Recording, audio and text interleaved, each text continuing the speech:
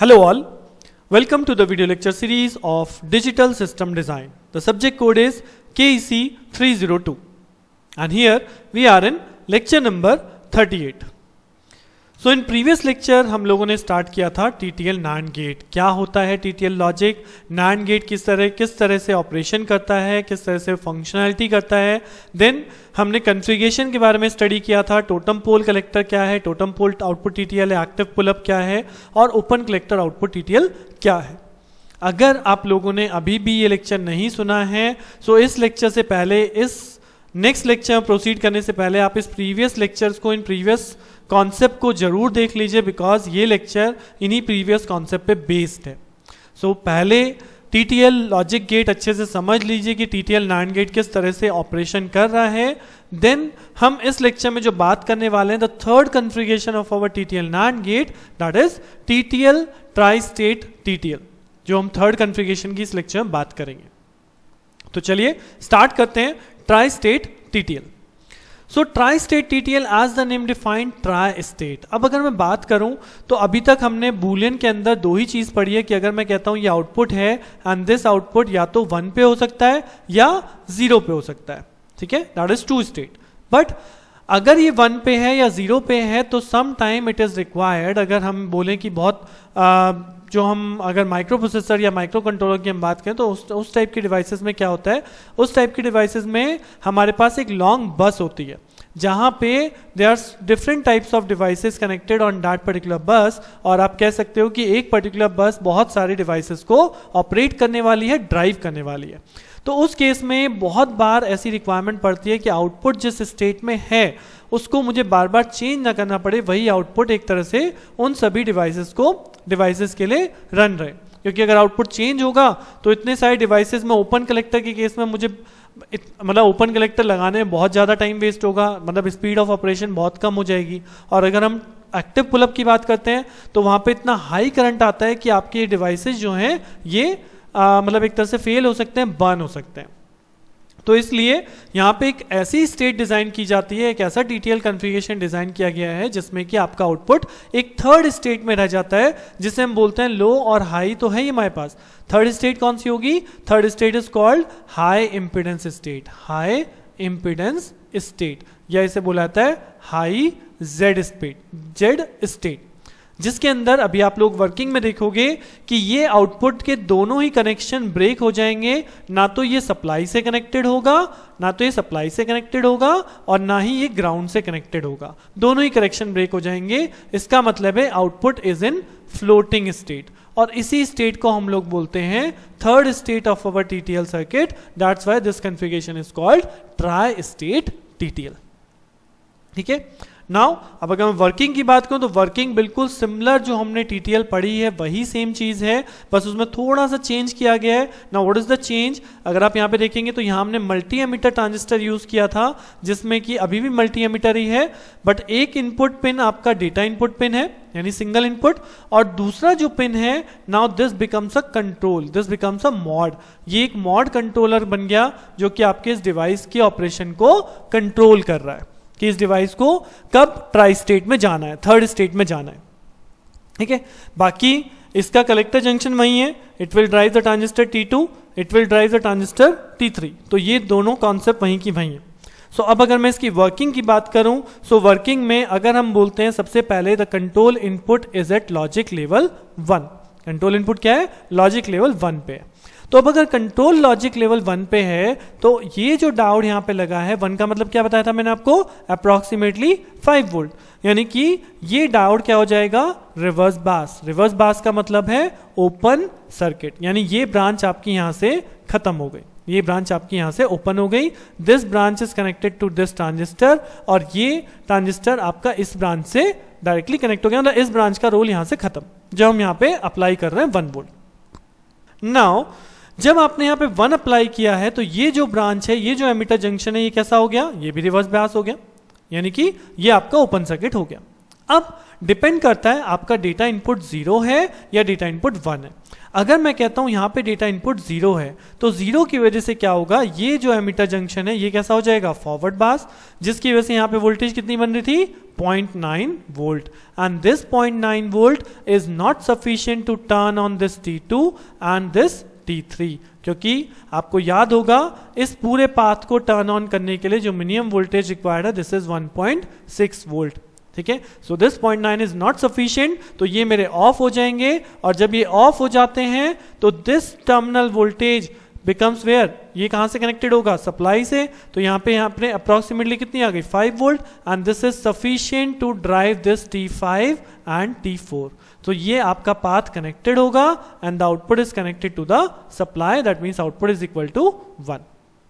मैं approximately 5 volt बोल रहा हूं, अदरवाइज यहाँ पे कुछ ना कुछ ड्रॉप होगा, कुछ ना कुछ करंट आएगी, तो इसलिए मैं यहाँ पे आपको अप्रोक्सीमेटली 5 वोल्ट बोल रहा हूं, लेकिन वो जो भी वोल्टेज आएगी दैट इज मच ग्रेटर, कि वो 2 ट्रांजिस्टर आपके ड्राइव हो सकते हैं, बिकॉज इन दोनों को ड्राइव करने के लिए कितनी वोल्टेज चाहिए, this is 1 volt, sorry this is 0.5 volt and this is 0.5 volt, तो मिनिमम अगर यहाँ पे 1 वोल्ट बन जाती है तो ये ट्रांजिस्टर हमारे ऑन हो जाएंगे। तो ये हो गया पहला operation, when the control is 1 and we apply the data input 0, तो it will behaves it's not gate as a NAND gate, क्योंकि यहाँ पे अब सिंगल इनपुट रह गया, भाई NAND गेट है ना, NAND गेट का कॉन्सेप्ट है, तो NAND गेट के अंदर this is 1, this is 0 and the output is 1। ठीक, अब आप कर लीजिए इस डेटा इनपुट को 1 लगा के देख लेते हैं, तो जब डेटा इनपुट 1 लगेगा तो आउटपुट क्या होना चाहिए, 0 NAND गेट के अंदर, सो लेट इट बी 1। सो अब हमने इस कंट्रोल को 1 रखा था, डेटा इनपुट को 1 कर दिया, now both junction are reverse bias, तो ये दोनों क्या हो जाएंगे, ओपन सर्किट, और यहाँ की वोल्टेज डायरेक्टली कहाँ से आएगी, सप्लाई से, यानी कि this is much greater than 1.6 volt, तो दिस टाइम ये कलेक्टर जंक्शन T2 और T3 क्या हो जाएंगे, on, and this path is establish, यानी कि आउटपुट कहाँ कनेक्ट होगा, ग्राउंड पे कनेक्ट हो जाएगा, आउटपुट ग्राउंड पे कनेक्ट हो जाएगा। इस कंडीशन में आपके ये T5 और T4 क्या रहने चाहिए, ऑफ। अब देख लेते हैं कैसे ऑफ रहने वाले हैं। अब अगर हम यहाँ पे देखें, हमने पहले भी लास्ट लेक्चर पढ़ा था कि जब T2 वर्किंग है तो यहाँ की वोल्टेज कितनी हो जाती है, 0.2 वोल्ट, T3 वर्किंग है तो यहाँ की वोल्टेज कितनी हो जाएगी, 0.8 वोल्ट, जिस वजह से इस टर्मिनल पे वोल्टेज बनती है 1 volt. Now this 1 volt is sufficient to drive these 2 transistor, ठीक है, बट अगर हम यहाँ पे देखें तो इसके लिए रिक्वायरमेंट है 0.5, इसके लिए रिक्वायरमेंट है 0.5, और जब ये पाथ वर्किंग होगा तो ये ट्रांजिस्टर भी क्योंकि ऑन है तो यहाँ पे वोल्टेज कितनी आ रही है, 0.2 वोल्ट। ठीक, सो अल्टीमेटली इस पूरे पाथ को अगर मुझे ग्राउंड तक लाना है तो एटलीस्ट यहाँ पे 1.2 वोल्ट चाहिए, जो कि नहीं है। तो इसका मतलब है कि जब यहाँ पर 1 वोल्ट है तो ये T5 और T4 आपका रहेगा ऑफ, यानी कि ओपन सर्किट, और इसका मतलब कि आउटपुट कहाँ कनेक्टेड है, आउटपुट मेरा ग्राउंड पे कनेक्टेड है। ऑलराइट, सो जब हमने कंट्रोल को 1 लगाया है तो अगर हम इनपुट को 1 लगा रहे हैं तो उस वजह से ये ट्रांजिस्टर हमारे ऑपरेट करेंगे, दिस विल बिकम 0, और जब हम इस डेटा इनपुट को 0 लगा रहे हैं तो उस वजह से यहाँ पे बनता है 0.9 volt, this is forward bias, और इस वजह से ये ट्रांजिस्टर आपके वर्क नहीं करेंगे, this will connected to supply, यानी कि आउटपुट मिलेगा high. That means when the control is at logic level 1, it behaves simply as a TTL NAND gate, जो हमने TTL NAND की वर्किंग पढ़ी है। ठीक है, सेम वही काम कर रहा है। But now when the control input is 0, अब अगर हम कंट्रोल इनपुट को 0 कर देते हैं तो जब केस नंबर 2 आपने कंट्रोल इनपुट को 0 कर दिया तो irrespective of this data input, चाहे आप यहां 0 लगाएं चाहे यहां पे 1 लगाइए, आपने जैसे ही इस कंट्रोल इनपुट को 0 किया, आपकी ये वाला जो एमीटर जंक्शन है, this emitter junction become forward bias, और इसकी वजह से यहां पे कितनी वोल्टेज जनरेट होने वाली है, यहां पे वोल्टेज जनरेट होने वाली है 0.9 वोल्ट। अब अगर ये भी 0 हुआ तो भी 0.9, और अगर 1 भी हुआ तो भी 0.9, क्यों, क्योंकि इस पिन की वजह से आपकी यहां की वोल्टेज 0.9 वोल्ट सेट हो गई। दैट मीन्स कि जब आपका यहाँ इनपुट 0 है तो यहाँ पे जब कंट्रोल इनपुट 0 है तो यहाँ वोल्टेज कितनी बनी, 0.9 volt, and this is not sufficient to drive these 2 transistor, so आपका T3 हो जाएगा ऑफ, T2 हो जाएगा ऑफ। ठीक, दैट मीन्स आपका आउटपुट ग्राउंड से कनेक्ट नहीं हुआ, आउटपुट और ग्राउंड के बीच में कोई पाथ नहीं बना। नाउ सिमिलरली अब जब आपने कंट्रोल इनपुट को 0 अप्लाई किया है तो what happens to this diode, diode का क्या होगा, 0.0 का मतलब क्या होता है 0.2, और हमने पहले ही पढ़ा है कि अगर 0.2 आप यहाँ पे अप्लाई कर रहे हैं तो this diode now becomes forward bias. ठीक है, ये डायोड क्या हो जाएगा फॉरवर्ड, फॉरवर्ड का मतलब हो गया शॉर्ट कंडक्टिंग, तो कंडक्टिंग का मतलब है ये अपने क्रॉस 0.7 वोल्ट का ड्रॉप लेता है, तो इस 0.7 और इस 0.2 की वजह से यहाँ पे जो वोल्टेज डेवलप होगी वो कितनी डेवलप होगी 0.9 वोल्ट। जब कंट्रोल मेरा 1 था तो ये डायोड ओपन था, इसलिए ये पिन सप्लाई से कनेक्ट हुआ था, बट अब की बार क्योंकि डायोड ऑन है तो इस टर्मिनल की वोल्टेज कितनी बना देगा 0.9 volt, and this 0.9 volt is not sufficient to drive these two transistor. T4 और T5 को ड्राइव नहीं कर पाएगा, बिकॉज T4 T5 को ड्राइव करने के लिए कितना चाहिए 0.5 प्लस 0.5 1 वोल्ट मिनिमम चाहिए। सो 0.9 is not sufficient to drive these two transistor, तो that means ये जो आपका आउटपुट है ये आपका सप्लाई से भी कनेक्ट नहीं हुआ और ना ही ग्राउंड से कनेक्ट हुआ। ठीक है, देख लीजिए दोबारा, जब आपका कंट्रोल मोड 0 है तो 0 के केस में आपका ये ट्रांजिस्टर हमेशा फॉरवर्ड हो गया, दैट्स मीन ये दिस इज 0.9 वोल्ट जो कि ना T2 और T3 को ड्राइव नहीं कर सकता, तो दिस इज ऑफ, तो आउटपुट सब ग्राउंड से कनेक्ट नहीं हो सकता। और सिमिलरली जब आपका ये कंट्रोल वोल्ट वैल्यू 0 है तो ये डायोड क्या हो जाएगा forward bias, this become 0.9 volt, फिर से वापस इन दोनों को कंडक्ट नहीं कर सकता। तो इस कंडीशन में जहां हमारा आउटपुट ना तो सप्लाई से कनेक्ट हो रहा है ना ही ग्राउंड से कनेक्ट हो रहा है, this is called tri state, this is called tri state, यानी कि this state is called high impedance, output is floating, high impedance, output is floating mode, ना तो आउटपुट 0 है ना आउटपुट 1 है। तो फ्लोटिंग मोड में क्या हुआ कि जैसे ही वो अपनी स्विच कंडीशन चेंज करेगा, जैसे ही आप कंट्रोल को ऑन करोगे तो it will take less time to provide the current to the further devices to turn on the output या to turn off the output. तो ये फ्लोटिंग स्टेट है, neither high neither low, in between your tri state run करती है।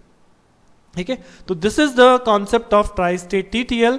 सो I hope कि after this lecture आप लोगों को ये चीज क्लियर हो गई होगी कि TTL NAND गेट क्या है, TTL एक्टिव पुलअप अब तक क्या है, और आफ्टर दिस अब मैं इजिली कह सकता हूं कि आप लोग ट्राई स्टेट TTL को भी एक्सप्लेन कर सकते हो।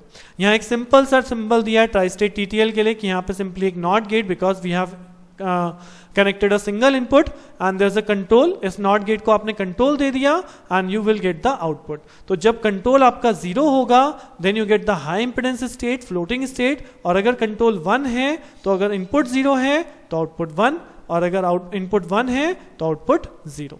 तो सिंपली, और अगर मैं यहाँ पे दो एक तरह से NAND गेट का एग्जांपल लूं, देखिए सपोज दिस इज अ NANड gate, I am connecting 2 inputs and 1 as a control pin, 1 as a control pin, तो उस केस में क्या हो जाएगा, ये हो जाएगा tri state TTL NAND gate, tri state TTL NAND gate. Okay, so I hope after this lecture you can able to understand the 3 different configuration of TTL, basic working, basic NAND gate क्या है, basic TTL working क्या है, totem pole, open collector and in tri-state TTL।